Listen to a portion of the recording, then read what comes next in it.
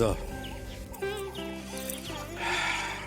এই দাঁড়াও দাঁড়াও দাঁড়াও দাঁড়াও, কি হলো?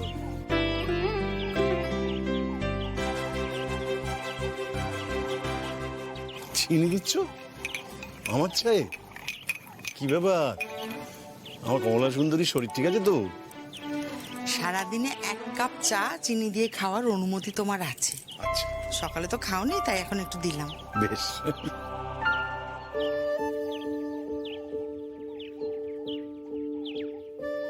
এবার আমাকে বলো তো, তোমার শরীর ঠিক আছে? মানে? মানেটা তুমি খুব ভালো করে জানো। গতকাল থেকে দেখছি মনের মধ্যে কি একটা চেপে রেখেছো। কি হয়েছে? কি হবে? কই কিছু হয়নি তো। না, তুমি কি ভাবো না না করলেই আমি বুঝবো না? কেন ভুল বোঝো বলো দেখি? আমি আজ অবধি তোমার কাছে কিছু লুকিয়েছি? তুমি জানো না তুমি আমার কতটা জুড়ে আছো? ছিলাম, এখন আর নেই। যা মনে আসছে বলে যাচ্ছ, আশ্চর্য। তাই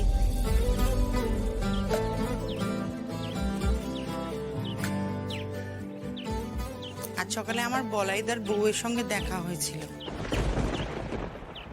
তুমি নাকি বলাইদাকে বলেছো এ মাসের বাড়ি ভাড়া দিতে তোমার কটা দিন সময় লাগবে।